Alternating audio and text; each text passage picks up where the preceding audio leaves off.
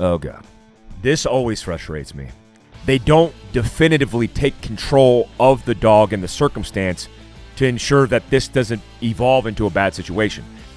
Oh my God! Oh my God! Wow. Okay. Look, we train a lot of officers across the country, and here's what they don't train in: night fighting. You know where the majority of officer-involved shootings take place? At night.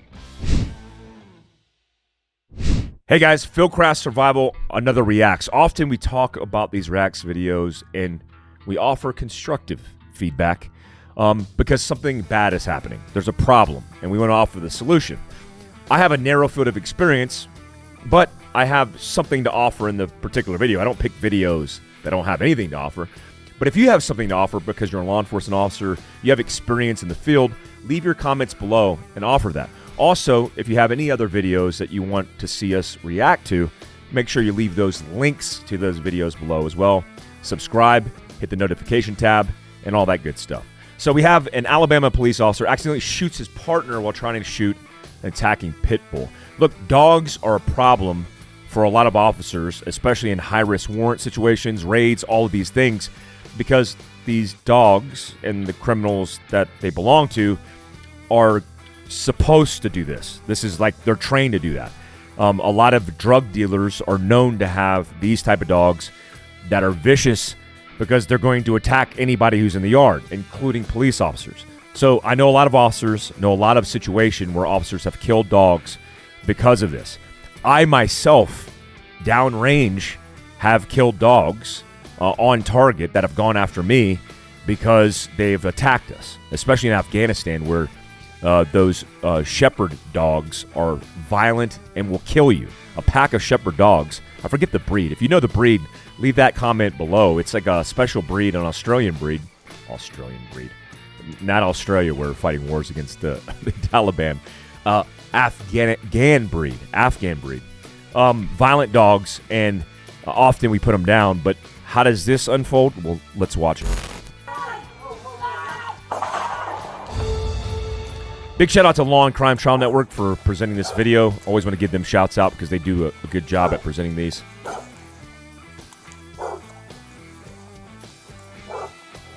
So, big telegraph that there's a dog is the barking of a dog.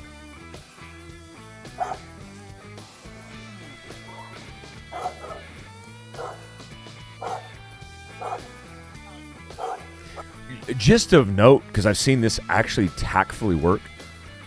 If there's a dog, not saying you need to keep a sausage in your pants, but I've seen it work where dog treats or some kind of food given to the dog will actually, the dog will go away. Because the dog's like, oh, you're a bad guy until you give him food. And you're like, oh, you're a good guy, you're cool. And just give me food and I'll just get out of your way. Just saying. I'm not saying carry a bag of treats in your pocket. But if you had the food in your vehicle or had the food on your person, might be a sound tactic.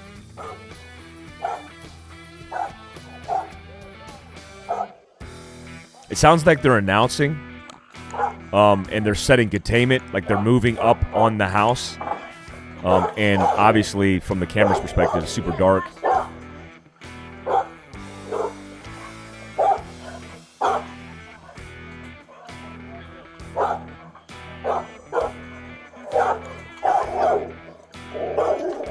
Now, credit to the dog. The dog's just kind of doing what dogs do.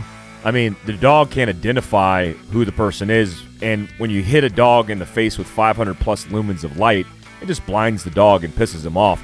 I'm not saying that the officers are doing anything wrong here, but the dog's just being a dog. I mean, when strangers to the dog are coming up on the porch, that's kind of what happens.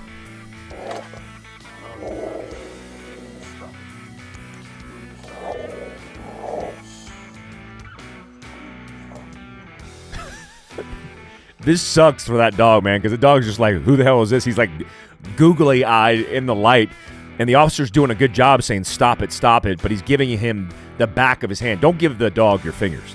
Give the dog the back of your hand. Let him smell you and let him go, okay, everything's cool here. He's doing a good job at that. Well, that sucks, because the dog licked him because everything was cool, and he even petted his his nose until something happened off camera, and then it scared the dog, and the dog was like, oh crap, you're the bad guy. Now we just lost rapport.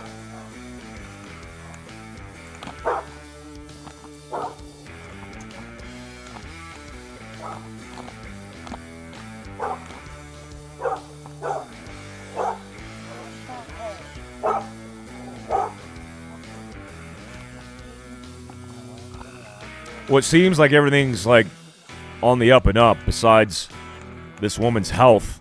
Everything seems normal. Now, big warning to dog lovers out there. I don't think this ends well. Eventually, it doesn't end well. But here's what I'll say. I'm a dog lover as well. But if there's a dog endangering my partner's life, you got to do what you got to do. How often do police officers train in taking out dogs? Guys, I've had operators that I've been walking with try to shoot dogs for getting their hold off on their carbine at close proximity, and then trying to put down a dog and it not ending well, ends in a lot of chaos, which makes the situation worse. Maybe we should train a little bit for how to mitigate risks to officers and dogs. If you're an officer or anybody in law enforcement and is trained around dogs, leave the comments below because I'm interested to see your feedback. I know he's probably friendly, but I know we're strangers. So kudos to the officers because they're working through this problem set, and he literally just said, hey, we're strangers, and I don't want anything to happen to the dog. So they're trying to get the dog inside so they can address the situation. There's 2 reasons I'm here.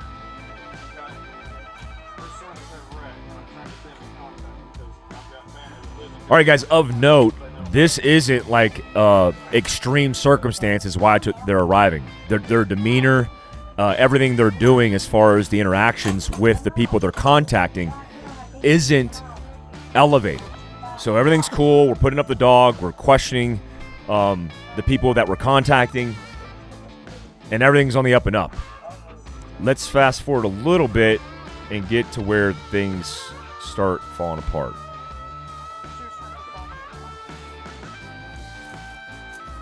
Okay, here's what she said. She said, hey, did they put the dog in the kennel? Here's one of the problems I've already identified. There's a dog. The dog seems to be distracting everything that they're doing. They don't definitively take control of the dog and the circumstance to ensure that this doesn't evolve into a bad situation. Guys, when you're on the scene making contact, you have to dominate with control the circumstance. That's, it could be called commanding and controlling, C2ing. C2 the event. Get that dog inside of a room, locked into a bathroom, into a kennel, whatever it is, because we've mentioned the dog 3 or 4 times, and knowing it's potentially a violent interaction that we're going to have with a pit bull, and we keep talking about it, but we haven't controlled the circumstance. We're like, is the dog in the kennel? Like, where's the dog? Hey, put the dog up. We don't want the dog to get hurt. Hey, good dog, don't bite me, please. And we're still addressing the dog. So this is a cascade of events leading to a tipping point.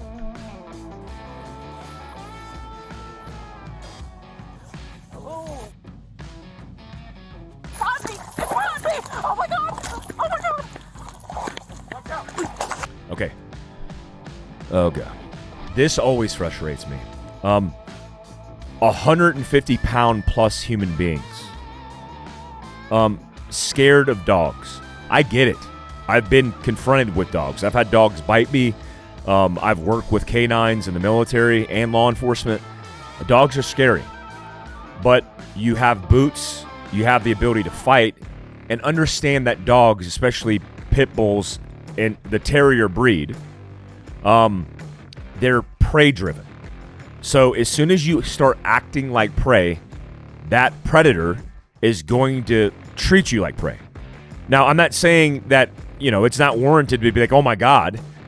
Get control of yourself and start taking boots to the muzzle of that dog. Start booting as much as you can in the snout of that dog. Don't give him any extremities, and start working the problem. This isn't how the situation unfolds, unfortunately. Are you okay?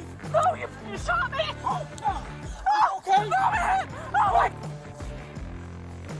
Okay, that was when the deputy's perspective. This is the other deputy's perspective as that dog runs around the corner. Watch out, watch out, watch out. Oh my God. Very difficult situation here. One of the things already identified, which you have identified as well, he's got his weak hand on a standalone light, and he's likely going, like he's under stress. His partner is on the ground, I believe, at this. Oh yeah, she's on the ground. Partner is on the ground, fighting a dog. He has his left hand on his pistol, or his left hand on a flashlight, and he's about to go to his pistol.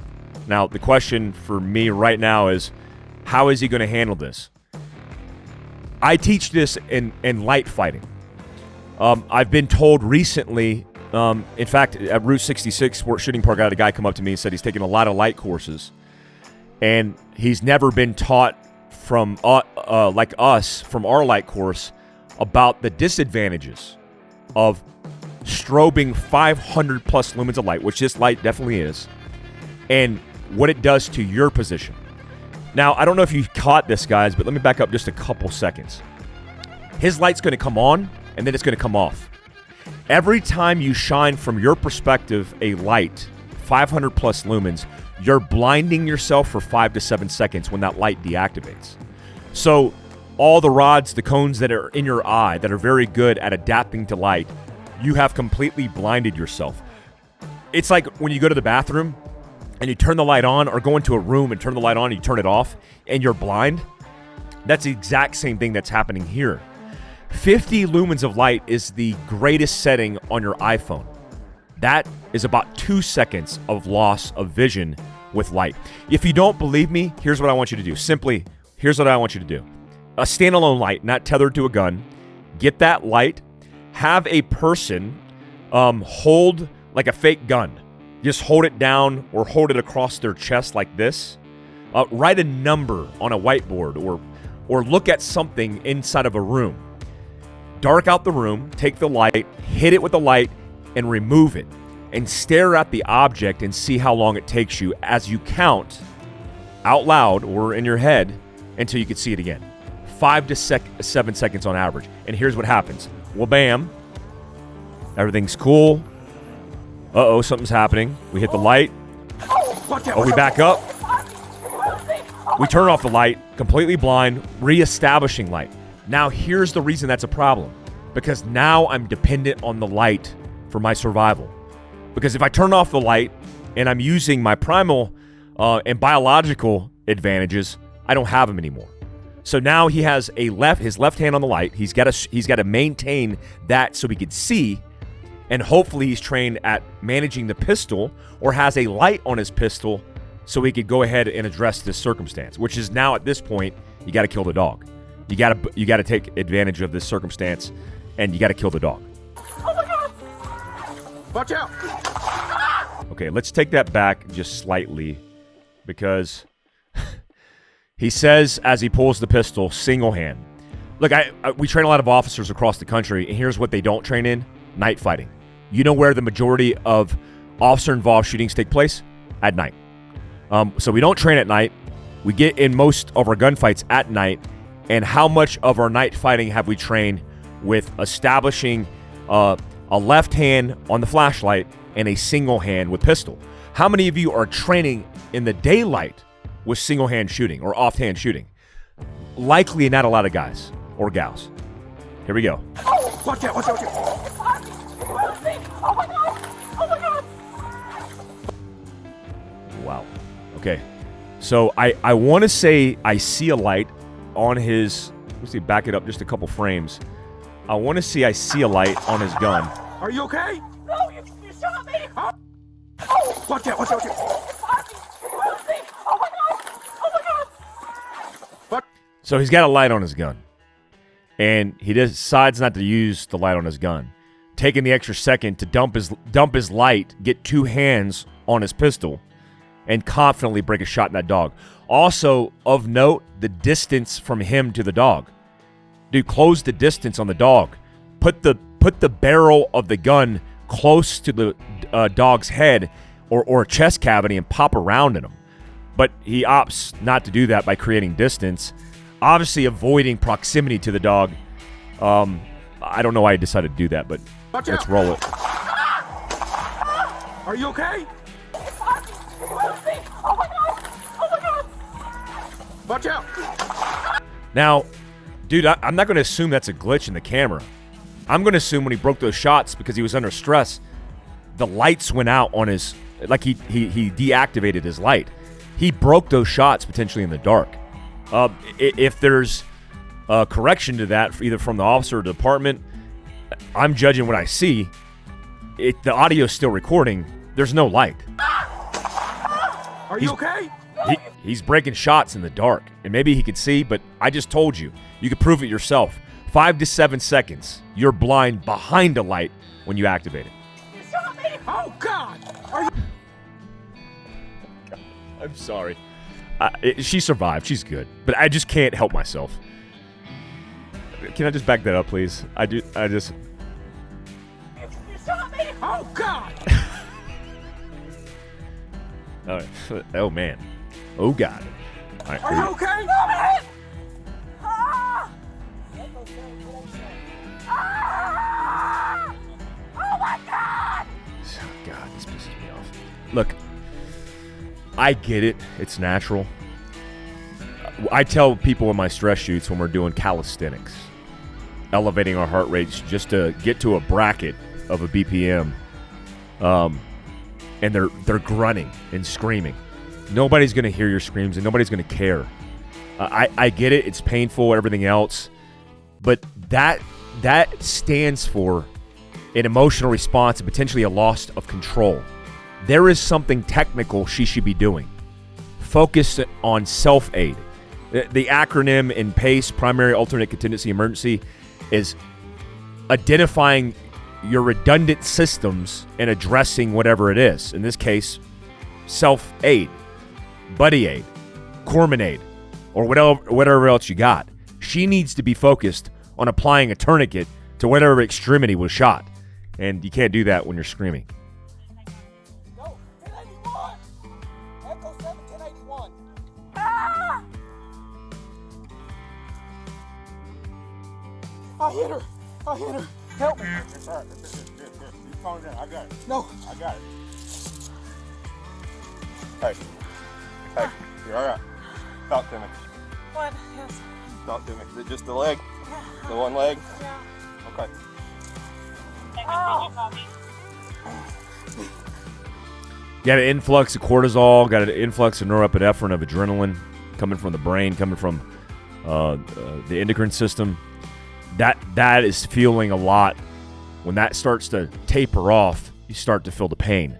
A gunshot wound is not good. It's going to hurt. Good job on the officer for calming her down. That might have been the officer that shot her. Good job on him for understanding the circumstance and then shifting gears from, oh God, to we got to manage this. And there's an injury here. I'll be in round. Probably 5 o'clock. Tell me when it starts really hurting. The tourniquet, okay? Is the tourniquet hurting yet? No. Keep pushing. We gotta get forward. Another issue, right? Another issue that we have is he's holding the flashlight with his left hand and trying to apply a tourniquet, and he's trying to work the tourniquet. He's actually turning the windlass and saying, which isn't a bad tactic, hey, tell me when it hurts. I wouldn't ask that question because I'm wrenching it down until I hear the scream. I don't care how much pain you're in. I'm going to stop the bleed. I'm turning it until I can't turn it anymore on a North American Rescue Cat 7 or a soft T wide. Not bad as a tactic, but man, what a difficult circumstance. I've actually been in this circumstance on applying tourniquets on indigenous forces that were shot on target, where I didn't have the hands because my hands are involved in applying the tourniquet. So what's my light source? It's one of the reasons at night I carry a headlamp around my neck at all times, because even if you're a police officer, you got a Petzl headlamp around your neck. Is it weird? No, it's not weird, because when you're doing things like this, dealing with suspects, handcuffs, whatever it is, using your hands, you can immediately draw a light up to your head and then use your hands with a light source looking at both of your hands. hard to apply a tourniquet in the dark with one hand on a flashlight. Not that that's a criticism, but there's tactical advantages. Upgrade it. Buy a $30 Petzl headlamp. Put it around your neck at night if you're an officer, understanding that you could use that.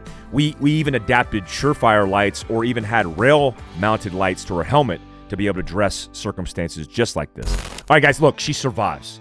She's fine. Dog's dead. Horrible circumstance, but a lot of things to learn from this. Guys, I recommend going to train in light fighting. I actually will increase the number of night courses that we do. At the Route 66, the guy's like, why don't you do more night courses? Honestly, because we're lazy. I don't want to train at night. There's no, look, a lot of departments are lazy. A lot of instructors are lazy. We don't want to train at night. It's difficult to do that. You increase liability, but it's something we need to continue to do. I will bring some of those courses to San Bernardino at Route 66, Greg Anderson's place up in Granite Falls, Steve's Range at Cerebus Training Group. We'll continue to do this and bring this across the country. It's important. I appreciate you, appreciate your feedback. Make sure you subscribe, hit the notification tab, fieldcraftsurvival.com for all your training needs. Till next time, stay alert, stay alive, guys.